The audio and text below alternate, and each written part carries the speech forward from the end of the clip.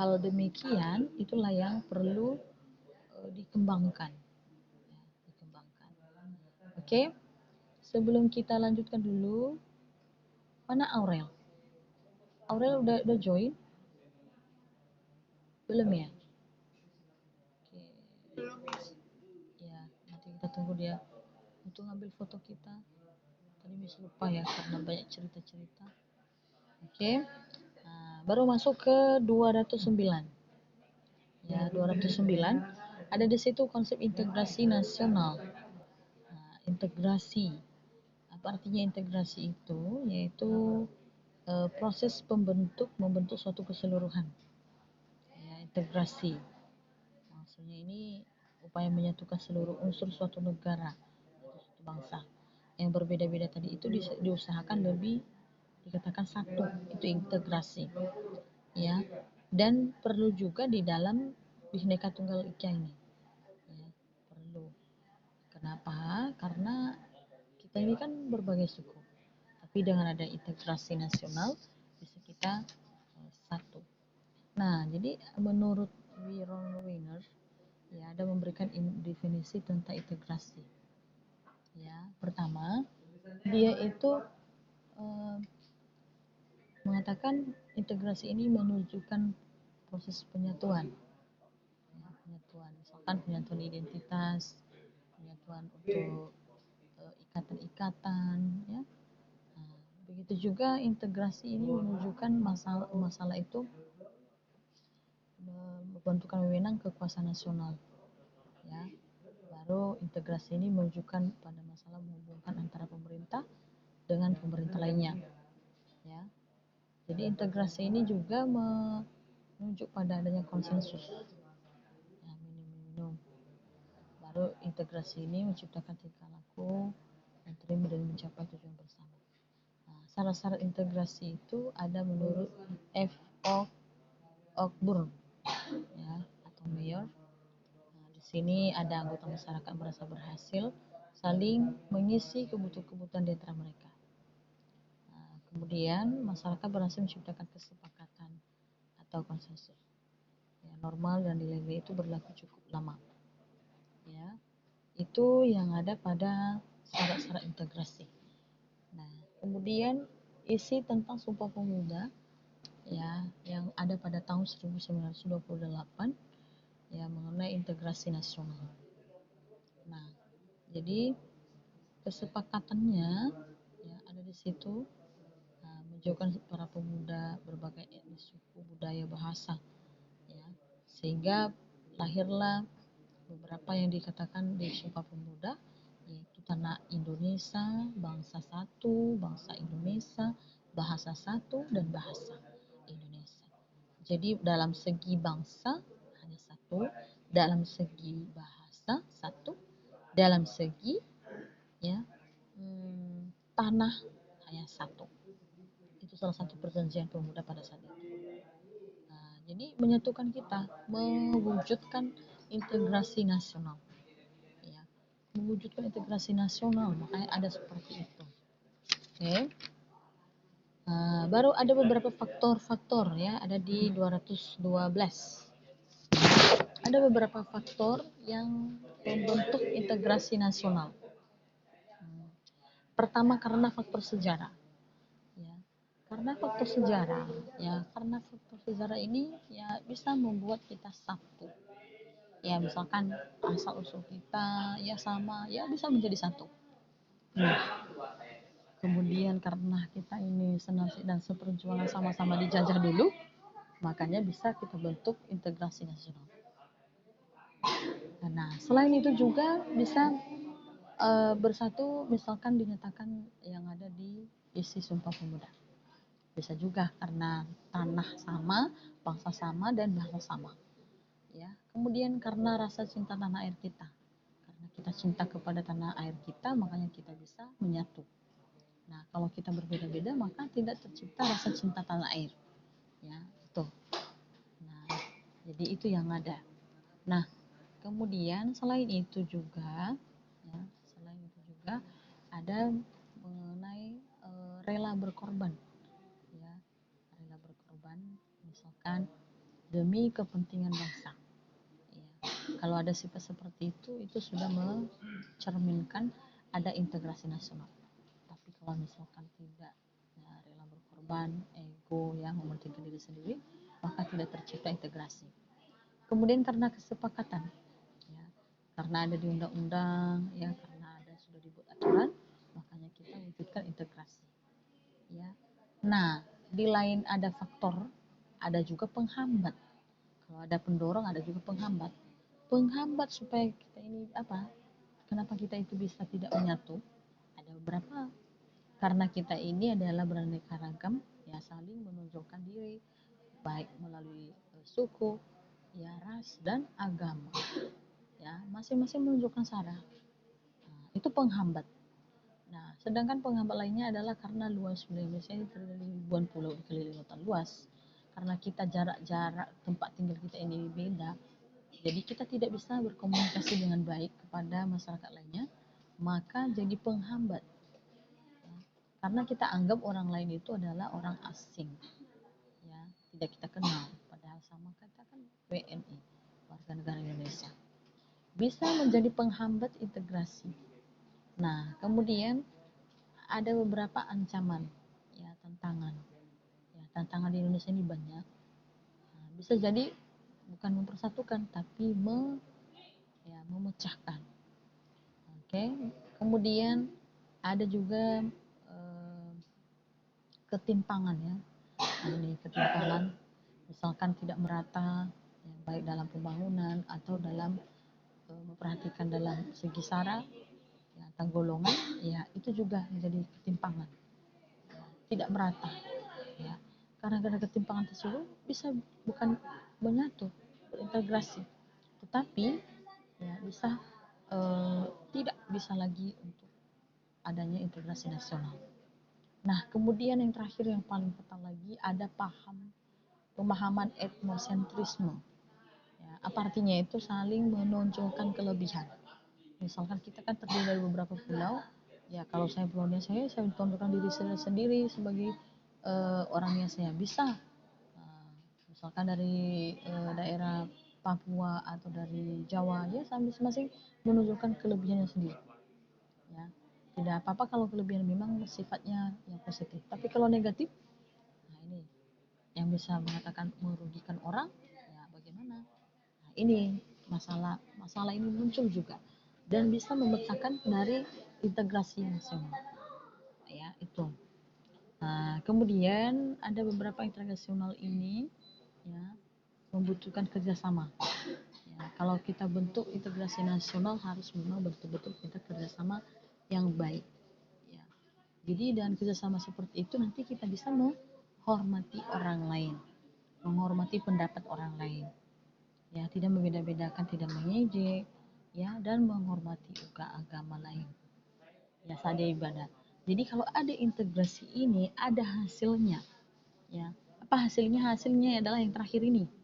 Pertama, menghormati orang lain. Ya, walaupun beda saranya. Ya, kemudian menghormati pendapat orang lain. Kalau kita menghormati pendapat orang lain, berarti terwujudlah nilai integrasi nasional. Ya. Nah, kemudian saling kita memperhatikan dengan teman, tidak mengejek, tidak beda-bedakan, ya. Nah, jadi kemudian kita membiarkan orang menganut agamanya masing-masing sesuai dengan kepercayaan itu. Nah, jadi penting sekali sifat dari integrasi nasional ini ada. Ya, sangat-sangat penting dalam kehidupan kita adanya integrasi nasional ini. Ya, jadi kalau di dalam kehidupan sehari-hari ada sifat internasional, ada, tapi kadang-kadang tidak terwujud. Kenapa? Karena mulai dari kelas saja lah, kelas kita, ya, misalkan sudah PTN, ya, ya, saya nggak mau berteman sama dia lah, dia kan orang ini kan dari asal ini, dari suku ini, saya nggak mau lah, saya cari suku saya sendiri. Nah, itu jadi penghambat. Nah, jadi penghambat untuk integrasi keutuhan kelas. Nah, itu contohnya. Jadi seharusnya bagaimana? Ya, tidak membeda-bedakan. Maka ada hasilnya, ada. Nah, jadi dimanapun kita berada, walaupun banyak orang yang berbeda dengan suku kita, dengan agama dan sebagainya, kita bisa berkomunikasi dan bisa beradaptasi gitu. Ya, bisa beradaptasi. Jadi seperti itulah hal-hal yang dijelaskan untuk integrasi nasional ini. Oke, ada pertanyaan? Ada? Nah, Miss lagi menunggu pertanyaan. Sambil menunggu itu, coba dulu Aurel ambil foto kita dulu. Miss minta tolong ambil foto kita. Boleh Aurel? Karena Aurel saya lihat. Ya, boleh. Oke, silakan aktifkan kameranya. Nyalain kameranya. Oke. Silakan aktifkan kameranya. Lionel? Oke. Aling, Eka, Dias, Elisa, Nafis, Aling. Udah, aktifkan kameranya semua.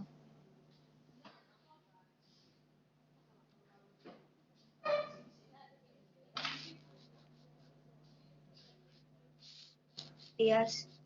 Dias. Dias. Halo Dias.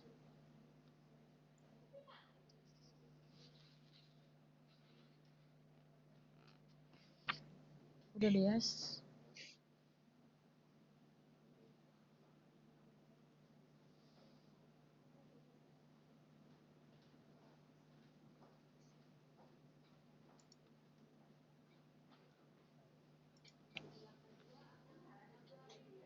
Dias. Udah Aurel? Sudah, Miss. Udah. Kirim nanti sama Miss ya. Janganlah di grup. Jawab aja sama Miss. Nah, itu tadi integrasi nasional. Ya, penghambat dan pendorongnya sudah dijelaskan satu persatu. Kalau ada pertanyaan silahkan ditanyakan. Ya, silakan kalau ada pertanyaan silakan. Nah, sebelum kita sampai pada tantangan untuk menjaga keutuhan negara, ya, apa tantangannya? Oke, ada pertanyaan? Tidak ada? Oke, ada pertanyaan? Ulangi, Miss, tadi Miss. Gimana? Bagaimana Nafis? Miss, boleh ulangi apa yang Miss? Apa Miss? Kalau ada pertanyaan tentang integrasi nasional, mulai dari syarat-syaratnya sampai pada faktor penghambatnya, pendorongnya, dan hasilnya. Ada pertanyaan? Ada yang kurang jelas? Silakan. Ada? Tidak ada? Enggak, Miss. Oke. Kalau tidak ada, kita masuk ke 214. Tantangan dalam menjaga keutuhan negara Kesatuan Republik Indonesia. Nah, ternyata kita ini banyak tantangan. Ya. Negara Indonesia ini banyak tantangan. Nah, ada beberapa nanti yang kita bahas apa saja tentang tantangan yang menjaga keutuhan negara Kesatuan Republik Indonesia. Ya. Nah, jadi kita tahu yang di paragraf pertama, nah, tantangan secara eksternal ada dan tantangan internal. Ada dua, eksternal dan internal. Ya, tantangannya. Kalau misalkan tantangan ya eksternal itu menghadapi berbagai tantangan seperti pemanasan global, terorisme global, dinamika lingkungan strategi kawasan Asia Pasifik, maupun masalah perbatasan antara negara. Nah, itu tentang eksternal. Ya. Kemudian pemanasan global atau global warming ya, nah, ada dampaknya di wilayah bumi. Ya. Jadi ini tentang pemanasan global ini kan tentang iklim. Nah, kalau terorisme global, nah, terorisme global itu salah satu tantangan bagi keutuhan negara ya, dan kawasan Asia Pasifik. Ya. Jadi ini semua tantangan yang bersifat eksternal. Ya, ada tiga itu, masalah global, terorisme global, kawasan Asia Pasifik, eksternal. Kalau eksternal kan di luar ya, di luar, dan mengganggu juga keutuhan negara. Ya, kalau misalkan terjadi masalah seperti itu, mengganggu keutuhan negara. Nah, kalau internal ya ada beberapa tantangan dalam menjaga tentang keutuhan negara. Ya, coba diperhatikan 215. Ya. Di sisi lain masih terdapat sebagai potensi ancaman yang menjadi tantangan terhadap kedaulatan NRI. Menuju ancaman tersebut misalnya, ya ini kan internal ya, di dalam. Misalkan pelanggaran perbatasan, wabah penyakit, ya, narkotika, ya, itu masalah tantangan. Ya, misalkan ada ancaman seperti ketahanan pangan, perampokan, pencurian, ya, dan sumber daya alam yang sangat terbatas. Jadi berasal dari mana itu? Berasal dari dalam. Jadi ancaman atau jadi tantangan untuk keutuhan negara. Ya. Jadi tujuan nasional bangsa Indonesia ini ya harus bisa melewati itu semua. Ya.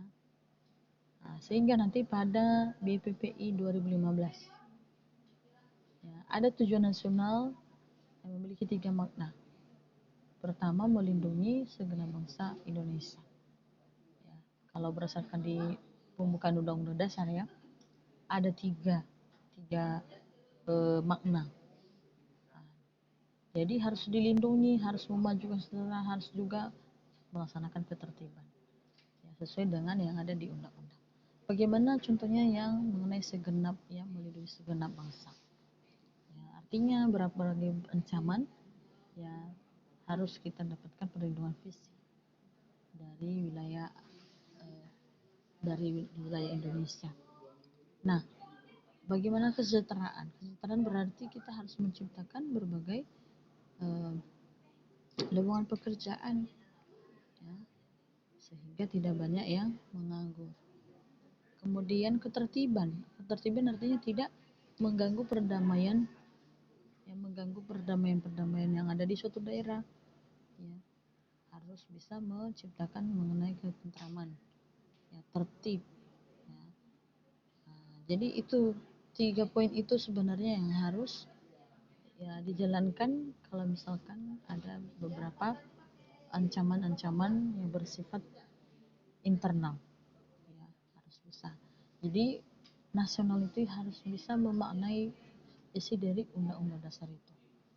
Pertama, melindungi bagaimana tentang ya melindungi bangsa, ya harus bisa memberikan kesejahteraan dan memberikan ketertiban. Ya, kalau ada seperti itu semua tercipta semua itu, tidak terjadi tantangan baik internal maupun eksternal. Ya. Kenapa banyak masalah-masalah misalkan perampokan, pencurian, itu karena belum sejahtera. Ya. Jadi berarti tidak sesuai dengan kenyataan bagaimana tentang isi undang-undang dasar itu. Ya, undang-undang dasar tersebut. Nah, kenapa ada mengenai peperangan, ada misalkan perkelahian antar daerah, ya, ada demo-demo, ya karena kurang tertib. Ya, mungkin aturan-aturan yang sudah dibuat tidak disosialisasikan, ya, dan mungkin sifatnya untuk kepentingan pribadi, ya, bukan kepentingan semua pihak, maka kurang tertib. Ya, walaupun ada penegak-penegak hukum. Nah, muncul tantangan internal, ya, seperti itu. Jadi di dalam menjaga keutuhan negara itu pasti ada tantangan. Sama kalau kita sekarang ya di kelas 10 SMA. Ya, kalau kita pikir-pikir satu kita, ya walaupun 2 kelas IPA IPS ya, Iskandar murah, tapi hanya satu wali kelasnya ya. Nah, adakah tantangan? Ada. Nah, ada tantangan dari kelas kita juga atau dari luar. Kalau misalkan PTM ada, ya pasti tantangan di dalamnya ya mungkin antara teman kamu dengan yang lain. atau antara saya dengan kamu gitu ya, internal. Kalau eksternalnya mungkin kamu dengan di luar kelas atau dengan kelas lain ya, seperti itu. Nah, jadi itu tantangan-tantangan eksternal dan internal ya. Begitu juga dengan bangsa Indonesia. Jadi bangsa Indonesia ini banyak tantangan. Kalau kita pikir-pikir kok ada tantangan seperti itu ya, nah, bukan saya kok yang memikirkan, iya bukan kita yang memikirkan saat ini, tetapi ketika kamu nanti jadi sebagai pemimpin-pemimpin daerah pada saat itu, ya kamu juga harus memikirkan ya, itu tentang tantangan. Oke, tentang peran serta warga negara dalam menjaga persatuan. Apa peran kita warga negara? Ya, jadi peran kita sebagai warga negara ada 3. Ya, ada 3 ya. Ada berapa ini? Ada 5. Ya. Pertama kita harus sadar bahwa kita ini adalah sebagai warga negara yang baik. Nah, sadar. Kalau nggak sadar pasti kita kan bertingkah untuk negara. Ya. Sama dengan kamu. Kenapa kamu kalau ada aturan-aturan di sekolah, berbagai peraturan, bisakah terlaksana dengan baik? Bisa, ya bisa. Jika kamu itu sadar bahwa kamu adalah siswa. Tapi ketika kamu tidak sadar bahwa bukan siswa, ya, lebih lebih tinggi daripada guru, ya pasti ada beberapa ancaman, tantangan yang keluar dari diri sendiri gitu. Ya. Kemudian hakikat bela negara. Jadi peran kita adalah kita harus tahu apa hakikat bela negara. Hakikat kita untuk membela negara. Kita harus bela negara. Ya. Walaupun kita ketahui adalah bukan milik kita ya. Ya, milik semua orang. Tetapi kita harus melindunginya. Ya, supaya jangan ada terjadi berbagai masalah baik dari luar, ya baik dalam bidang-bidang apapun, ya. Dan kemudian kita harus tahu hukum bela negara. Jadi apa hukum-hukumnya? Nah, hukum-hukumnya ada di undang-undang ya, kemudian ada di pasal undang-undang nomor 29, TAP MPR 6 ya, undang-undang nomor 20, TAP MPR 6 tahun 2000, TAP MPR 7 tahun 2000 dan undang-undang nomor 3 tahun 2002. Ya. Kalau kita sudah tahu itu semua, maka kita tidak berani melakukan berbagai tantangan yang berasal dari diri sendiri. Ya. Kemudian yang keempat, sedia dalam warga negara. Ya. Kita harus bersedia melakukan bela negara. Kalau tidak bersedia berarti kita tidak bisa membela negara itu sehingga bisa utuh. Ya. Nah, jadi menyatakan bahwa kita ini adalah satu, kita harus bisa mengatakan ya kepada siapapun bahwa saya adalah membela negara. Nah, keikutsertaan warga negara dalam pembela negara itu juga dicantumkan dalam dasar pemikiran yang ada di Undang-Undang Nomor 3 ya, tahun 2002 dan pasal 9 ayat 2. Apa yang dia jelaskan di situ? Nah, ini ada beberapa, ada 4 ya. Jadi warga negara itu harus memiliki pendidikan. Ya, memiliki pendidikan. Karena melalui pendidikan ini bisa merubah semua ya, permasalahan yang ada di suatu negara. Kemudian harus bisa mengikuti pelatihan dasar kemiliteran. Ya.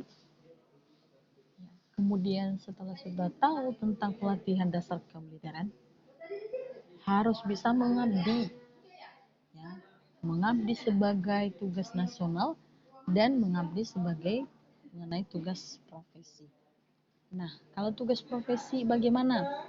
Yang mengabdi bagaimana, bahwa itu adalah profesi kamu yang menjaga keutuhan suatu negara. Ya. Jadi pertama adalah pendidikan yang mengikuti pelatihan, pengabdian untuk nasional dan pengabdian untuk profesi.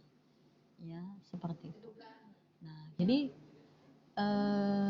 salah satu faktor yang membuat ya, warga negara Indonesia itu ya, bisa berkembang ya, dalam segi pengetahuan ya harus dikembangkan dulu tentang pendidikan ya. Kalau tidak memiliki pendidikan maka tidak ada perubahan ya, tidak ada perubahan di negara kesatuan Republik Indonesia. Tapi kalau semakin lama semakin meningkat mengenai tingkat pendidikan, maka satu negara tersebut bisa berkembang, ya, bisa maju. Nah, sudah menempuh berbagai pendidikan, kalau kita tahu adalah dia sudah TK sampai pada perguruan tinggi, tinggal sekarang mengabdi. Tapi sebelum mengabdi, membuat dulu pelatihan-pelatihan, mengikuti beberapa pelatihan, maka baru dikatakan dia itu mengabdi. Ya, mengabdi untuk negara dan mengabdi sebagai profesi. Nah, kalau ada semua itu, maka ya, terciptalah bela negara ini, keutuhan negara ini. Ya, jadi makanya misalkan kalau yang penegak-penegak hukum lain, ya seperti polisi. Ya, polisi dia juga butuh pendidikan. Dia ikut pendidikan. Ya, setelah sudah ikut pendidikan, dia akan ikut lagi pelatihan sampai dia itu bisa. Ya, baik dalam karena di pelatihan itu dia dibentuk sikap, dia bentuk mentalnya dan fisiknya semua. Akhirnya apa? Mengabdi dalam satu nasional dan mengabdi untuk sebagai profesi. Ya, jadi seperti itu pembahasan bagaimana tentang ya apa kesediaan kita untuk membela negara. Ya, jadi seperti itu. Nah, kemudian bela negara sebagai bagian pertahanan negara. Nah, kita sebagai warga negara itu kita harus bisa mengatakan saya harus bela negara. Ya, bela negara. Ya, apapun ancamannya kita harus bisa meninggikan. Ya, jadi itu mengenai apa yang harus kita lakukan. Ya, ada 5 seperti yang sudah dijelaskan tadi, sadar bahwa kita ini adalah warga negara yang baik. Ya, kemudian kita harus tahu hakikat bela negara itu. Apa hakikatnya, dasar-dasar dari pemikirannya. Kemudian apa yang mau kita lakukan berdasarkan dasar-dasar apa dasar hukum kita. Ya, dan sedia juga kita membela negara dengan memperhatikan beberapa hal. Pendidikan, mengikuti pelatihan, mengabdi sebagai tentara nasional dan mengabdi untuk profesi. Ya, dan wajib membela negara. Itu yang terakhir. Ya, jadi itu hal-hal yang perlu kita perhatikan pada penjelasan untuk bab 5. Nah, sedangkan nanti di bab yang 6, ya bab 6 itu ancaman terhadap negara Indonesia. Ini sangat bagus, ini kamu sudah pernah bahas di kelas 12 itu kalau nggak salah. Kelas 11 itu ancaman. Ya. Jadi ini ancamannya ada berapa? Bab 6, coba perhatikan bab 6. Ya. Bab apa? Bab 6 ya. Oke. Nah, di bab 6 ancaman terhadap integrasi. Coba dibaca dulu Lionel. Bab 234, 234. Nah, 234. 234. Oke. Oke, Penjelasannya. Iya. 234. Ancaman terhadap integrasi nasional. Ancaman merupakan setiap usaha dan kegiatan baik dari dalam negeri maupun luar negeri yang dinilai dapat membahayakan kedaulatan, keutuhan, dan keselamatan suatu negara. Ancaman merupakan faktor utama yang menjadi dasar dalam desain sistem pertahanan negara baik aktual maupun potensial. Oke. Ancaman dapat dibedakan. Ancaman dapat dibedakan. Ancaman dapat dibedakan berdasarkan jenis, sumber, dan bentuk.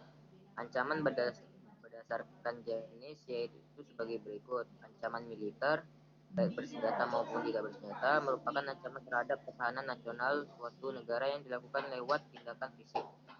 Ancaman militer berupa agresi dan non-agresi baik berasal dari dalam maupun luar negeri. Jadi Dua, ancaman non-militer merupakan ancaman terhadap ketahanan Indonesia, suatu negara yang dilakukan dalam tataran pemikiran seperti sosbud, ideologi, politik, ekonomi, dan sosial budaya, teknologi dan keselamatan umum yang berasal dari dalam dan luar negeri. Ketiga, ancaman hibrida merupakan penggabungan antara ancaman militer dan non-militer. Jadi ini ada ancaman berdasarkan Oke, jadi ini kan tadi sudah integrasi ya, bagaimana tentang mewujudkan tentang integrasi. Sekarang dengan ada integrasi ada juga ancaman.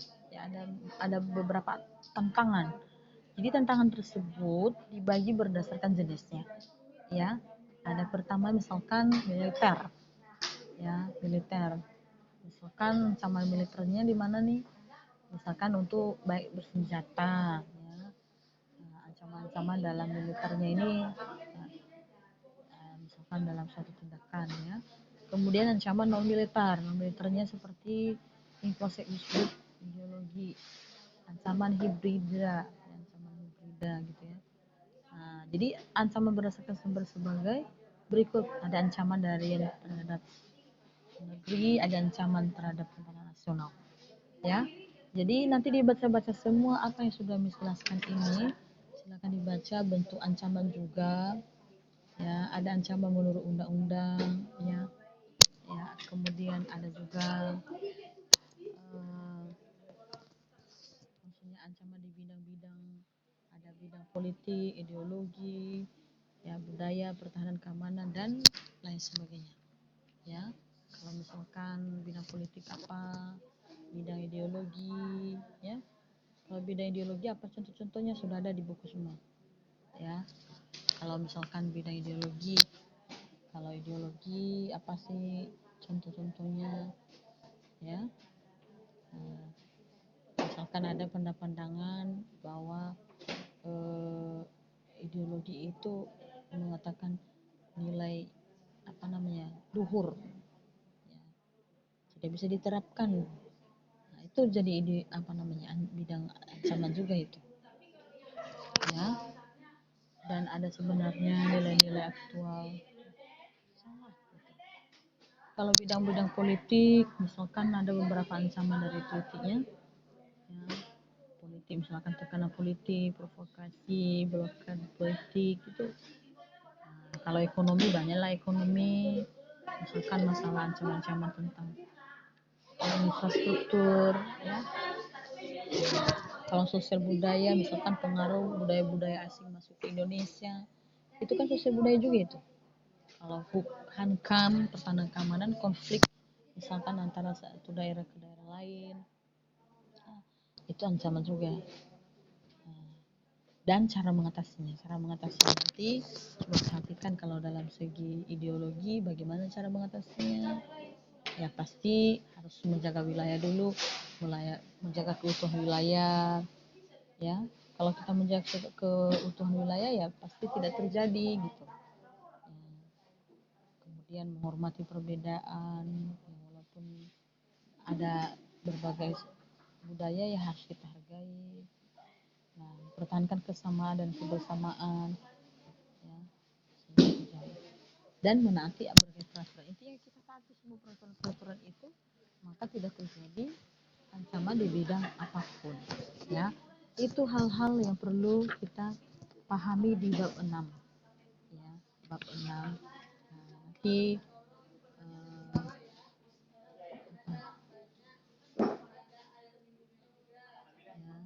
itu yang perlu kita jelaskan, ya, pada bab 6. Oke. Ada pertanyaan? Ada pertanyaan? Ada.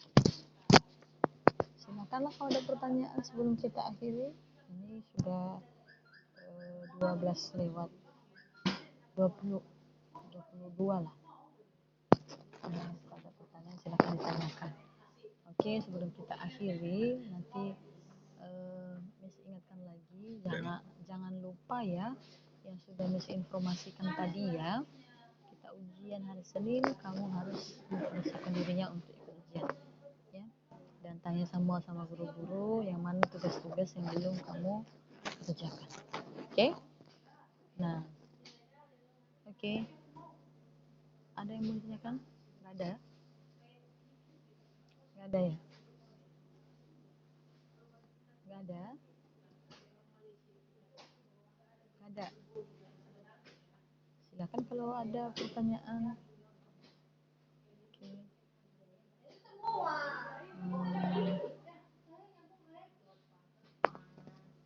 Oke. Agus, ada pertanyaan Gus? Agus? Nggak ada? Nggak ada Gus? Nggak ada ya? Oke. Udah jelas berarti ya? Berarti udah jelas. Oke lah, demikian pembelajaran kita ya. Nah, itu saja. Nah, terima kasih. Selamat siang.